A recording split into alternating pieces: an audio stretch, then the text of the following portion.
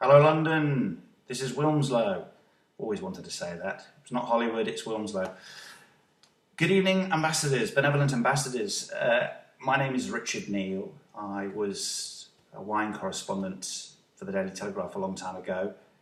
Retired from the wine industry in about 2002 to pursue other things. But I'm here tonight to tell you a little bit about my story, which I'm hoping will convince you that the job that you're about to do is incredibly important. I was diagnosed with motor neuron disease in September 2012. And for those that don't know, motor neuron disease is a progressive terminal illness that attacks the muscles and eventually leads to paralysis. I have lost use of my legs pretty much, so I'm in a wheelchair now all the time. It's now starting to attack my fingers and hands. As you can see, this ring finger has decided to unfortunately give up.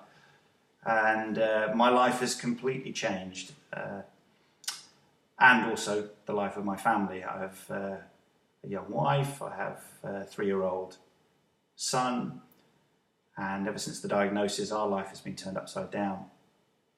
One of the first people that got in touch with us after my diagnosis was a colleague of mine, Sarah Kemp, who works at Decanter magazine, my first employer in the wine trade. And she said, I hope you don't mind, but I've put your name forward to the Benevolent. And I naively said, who are the Benevolent, Sarah? So she explained, and very shortly afterwards I got my first call from the Benevolent, and ever since they have been by our side. We've had to do massive adaptations to our house, which the Benevolent have helped fund.